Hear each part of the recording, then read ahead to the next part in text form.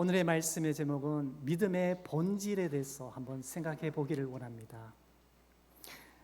맹자의 제3편 공손추 상편에 보시면 인간에게는 네 가지의 본성이 마음이 있다고 합니다. 네 가지의 마음이 있는데 첫 번째는 남을 불쌍히 여기는 마음인 척언지심, 부끄러이 여기는 마음인 수호지심, 양보할 줄 아는 마음인 사양지심, 옳고 그름을 분간할 줄 아는 시비지심을 사람에게 있어서 이런 도덕적 네 가지의 마음이라 그렇게 표현합니다. 맹자가 말하기를 우물가를 향해 엉금엉금 기어가는 갓난아기를 보고 사람이라면 어떻게 마음이 동하지 않겠느냐, 인간이라면 누구라도 그 순간 아이를 구하려 달려갈 것이라는 것입니다. 이렇듯 인간의 본성에는 선한 마음이 있음을 보게 됩니다. 남을 불쌍히 여기고 긍휼히 여기는 마음이, 이것이 바로 인간의 본성인데요, 이러한 긍휼히 여기는 마음이 오늘 본문 말씀에도 나오고 있습니다. 5절 말씀입니다. 예수께서 큰 군중이 자신에게 몰려오는 것을 보시고 빌립에게 묻습니다. 이 사람들을 다 먹일 만한 떡을 우리가 어디서 사올 수 있겠느냐 하면서 빌립에게 묻습니다. 진정한 리더십이란 무엇입니까? 군중의 심리를 이용해서 자신의 야망이나 사적인 목적을 달성하는 데 그 목적을 둔다면 그것은 올바른 지도자라고 볼 수가 없다는 것입니다. 요한복음 6장에서 말씀하고자 하는 핵심은 믿음의 본질을 통해서 우리가 추구해야 할 것은 생명의 떡이신 예수님을 의지하는 것이라는 것입니다. 우리가 알고 있는 믿음이 눈앞에 펼쳐진 이런 어떠한 현상인 줄만 알고 열심히 쫓으며 살아왔던 지난 날들이 있지 않습니까? 그러나 예수 그리스도를 바르게 알고 난 후에 우리의 삶은 달라져야 합니다. 현상 너머에 계시는 하나님의 긍휼하심과 은혜가 있다 하는 사실을 꼭 기억하시기를 원합니다. 2절 있는 말씀입니다. 예수에 관한 소문을 듣고 큰 무리들이 예수께로 몰려오는 것을 보게 됩니다. 결론적으로 말씀드리면 이들이 예수께로 오는 이유는 물질적인 욕구를 충족시키려는 동기를 가지고 예수께로 나와서는 안 된다 하는 것이 오늘의 말씀의 결론입니다. 물질적인 욕구가 예수를 따르는 동기가 된다면 떡을 먹고 배부른 무리들처럼 잠시 동안은 만족할 수는 있을 것입니다.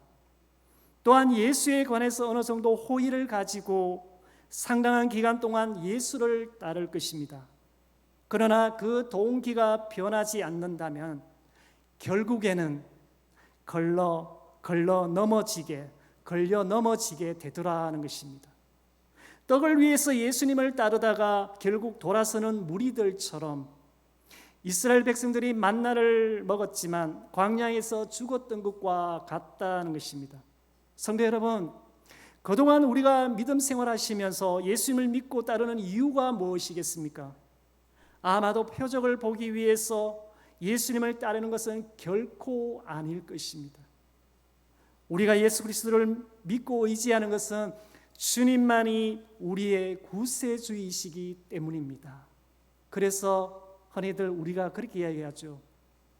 세상 사람들은 우리에게 묻습니다. 교회에서 뭐 하느냐? 도대체 모여서 무엇을 하느냐? 교회란 무엇입니까? 라고 어떤 이가 지나가면서 던진다면 여러분은 뭐라고 대답을 하실 겁니까? 교회의 정의는 예수 그리스도를 구주로 고백하는 사람들이 모인 공동체가 교회인 것입니다. 이게 교회의 명확한 정의라는 것입니다. 비록 주님이 우리에게 표적을 행하지 않는다 해도 우리는 주님을 믿고 따르는 것이 믿음의 진정한 본질임을 우리는 그 사실을 잘 깨달아야 될 줄 믿습니다.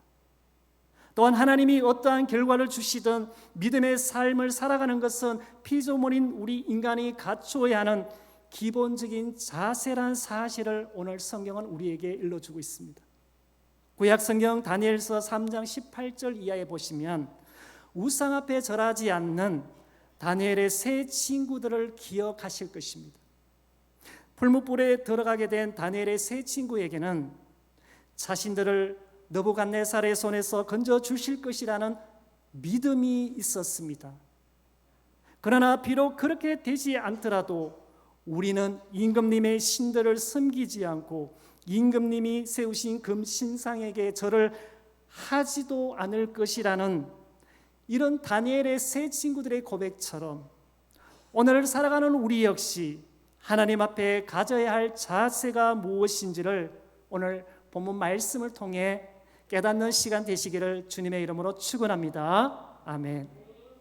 세례 요한이 죽었다는 소식을 들으시고 전도 여행에서 돌아온 제자들의 보고를 받으신 예수님은 헤롯 안디바의 위협과 군중들의 집요한 추적을 피해서 한적한 곳에서 하나님께 기도하며 평온한 휴식을 취하시기 위해 3절에 있는 말씀입니다.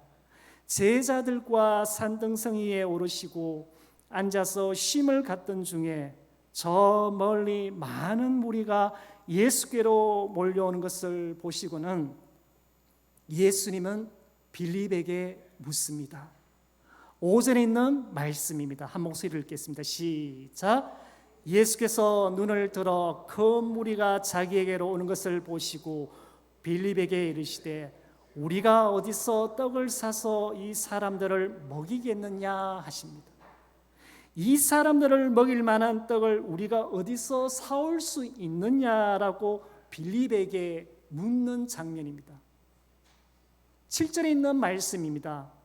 이 많은 사람들에게 떡을 먹이려면 200데나리온의 어치의 떡을 사온다고 해도 모자란다고 빌립은 예수님께 답변합니다.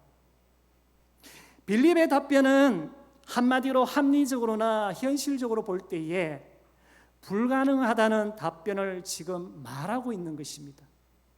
성도 여러분, 빌립의 믿음을 시험하시는 예수님께서 오늘 우리의 삶 가운데도 이러한 믿음을 시험하실 때가 있다는 것입니다. 우리가 인생을 살다 보면 어떠한 공경에 빠져 있거나 문제를 해결할 수 없을 때에 유념해야 할 것은 하나님은 우리를 돕기 위해 준비를 마치시고 우리를 기다리신다는 사실을 기억하기를 원합니다. 우리가 전능하신 하나님께 손을 뻗기만 하면 될 것인데 말입니다. 그렇게 하지 않을 때가 얼마나 많은지요. 자신의 의가 강해서 때로는 자신의 경험이나 살아온 연륜으로 해결할 때가 얼마나 많은지요. 똑같은 사물이나 대상을 바라보는 관점의 차이는 사람마다 다를 수는 있습니다.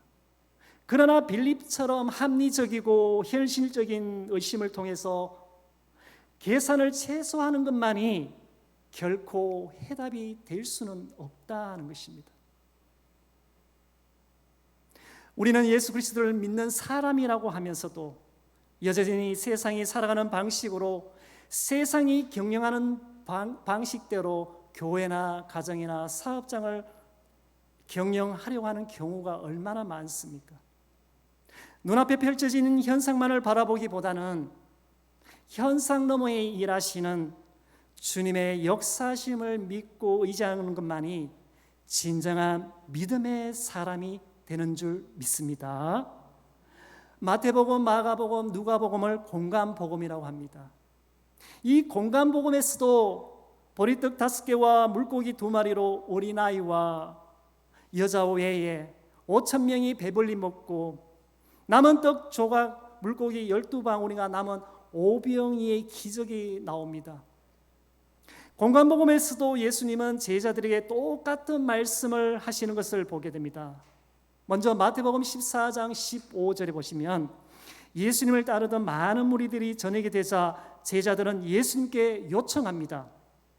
무리를 보내어 마을에 들어가 먹을 것을 사 먹게 해달라는 그러한 요청입니다. 또한 마가복음 6장 36절에 무리를 보내어 두루 총과 마을로 가서 무엇을 사 먹게 해달라고 주님께 요청하는 장면과 누가복음 9장 12절에서도 마찬가지로 제자들이 무리를 보내어 두루 마을과 촌으로 가서 유하며 먹을 것을 먹게 해달라고 주님께 요청하는 장면이 나옵니다. 이러한 장면들이, 이러한 제자들의 요청에 예수님은 동일한 답변으로 말씀하십니다. 이 공간복음에서는 똑같은 대답을 합니다. 갈 것 없다. 너희가 먹을 것을 주라고 하십니다. 그러나 공간복음과는 달리 오늘 본문 5절에 있는 말씀입니다. 예수님이 빌립을 시험하시는 장면이 나오게 됩니다. 5절 주님은 우리가 어디서 떡을 사서 이 많은 사람들을 먹일 수 있겠느냐라며 빌립에게, 오늘을 살아가는 우리에게 묻더라는 것입니다. 다른 제자들처럼 합리적이고 현실적이면서 철저한 계산을 앞세워 빌립의 답변을 보게 됩니다. 그러한 반면에 8절 이하에 있는 말씀입니다. 시몬 베드로의 동생인 안드레가 예수께 말합니다. 9절에 있는 말씀입니다. 여기 한 아이가 보리떡 5개와 물고기 2마리를 가지고 있는데, 그런데 이것을 가지고는 이 많은 사람들을 먹일 수 있겠느냐라는 물음과 함께 문제의 해결을 주님께 가지고 와서 주님께 원하고 있더라는 것입니다. 무리 가운데 하나이란 헬라어로 파이다리온이라고 그렇게 이야기하는데요, 10대 소년이 가지고 있는 것은 한 끼의 식사인 가장 값싸고 천하게 여기던 보리떡 5개와 물고기 2마리 중에서도 작은 물고기인 헬라어로 옵사리온을 말하고 있는 것입니다. 이 옵사리온은 상품 가치가 없어서 어부들이 어획한 후에 밖에 버리게 되는 그저 보잘것없고 상품 가치가 없어서 흔하게 말린 그런 물고기 2마리를 예수님께로 가져오는 지금 그런 장면입니다. 믿음이라는 것은 내가 할 수 있는 것은 최선의 노력을 다 해야 하며 나머지는 주님의 손에 맡기는 것입니다. 이것이 예수를 믿는 우리들의 믿음의 자세라는 사실입니다. 15절에 있는 말씀입니다. 예수께서 행하신 표적을 본 무리들은 광야에서 이스라엘 백성들을 배불리 먹이던 선지자 모세를 생각하면서 예수님을 모세와 같은 선지자로 생각했다는 것입니다. 당시 유대인들이 대망하던 메시아 사상은 오늘 우리에게도 어쩌면 그 사상이 남아있지는 않는지요. 마치 예수를 믿는 것이 자신들의 먹고 사는 문제를 해결하기 위한 방편으로 예수를 지금 또 믿고 있는 것은 아닌지요. 그럼에도 불구하고 여전히 26절에 있는 말씀입니다. 예수께서 무리들에게 정말 잘 들어두어라. 너희가 지금 나를 찾아온 것은 내 기적의 뜻을 깨닫기 때문이 아니라 떡을 배불리 먹었기 때문이라고 표준 세번역 성경은 그렇게 말합니다. 예수님을 찾아온 많은 무리에게 27절에 있는 말씀입니다. 너희는 썩을 양식을 얻으려고 일하지 말고 영원한 생명에 이르게 하는 양식을 위해 뭐라고 합니까? 일하라고 그렇게 말씀하십니다. 그래서 예수님 자신을 생명의 떡이라고 6장 32절에 말씀하고 있는 것입니다. 32절 이하에 생명의 떡이 주는 의미 3가지를 살펴본 후에 말씀을 맺으려고 합니다. 첫 번째는 32절에 있는 말씀입니다. 생명의 떡은 하늘로부터 주어진다는 것입니다. 과거에 이스라엘 백성들에게 모세를 통해 공급했던 만나를 이스라엘 백성에게 공급하신 이가 지금 또 계속해서 내리신 참떡, 다시 말해서 생명의 말씀을 주시는 분이 하나님이심을 지금 말씀하고 있는 것입니다. 다시 말해서 만나를 내신 과거의 일보다는 생명의 말씀을 내리시는 현재의 일에 중점을 두며 살라고 하는 것입니다. 예수님은 구약의 만나를 현재 자기 자신과 말씀으로 연결시키고 있음을 보게 되는 것입니다. 그 말씀은 하나님이 보내시고 인치신 그리스도 자신이 계속해서 전해주고 있는 것입니다. 하나님께서 주시는 생명의 떡은 33절에 세상의 생명을 주는 것을 보게 됩니다. 과거 조상들이 광야에서 먹은 만나는 영양분을 공급하기는 했어도 생명을 지속해 주지는 못했다는 것입니다. 하나님은 광야에서 이스라엘에게 모세를 통하여 만나를 공급해 주셨듯이 독생자 예수를 이 땅에 보내심으로써 예수를 믿는 모든 이들에게 영원한 생명을 얻는 구원의 은혜를 우리에게 허락해 주셨다는 사실입니다. 생명의 떡이 주는 의미 두 번째는 생명의 떡을 먹는 자는 영원히 줄이지 않는다고 했습니다. 예수께로 오는 자는 결코 줄이거나 목마르지 않는다고 35절에 말씀하고 있습니다. 당시 유대인들이 오병이의 기적의 현장에서 먹었던 육체적인 굶주림을 만족시킬 만한 떡과 고기를 어쩌면 오늘을 살아가는 우리들이 지금 그 음식을 요구하고 있지는 않는지요. 그들이 찾는 물질적인 떡은 일시적인 생명을 유지시킬 수는 있으나 영원한 생명을 주지는 못한다는 사실을 기억했으면 좋겠습니다.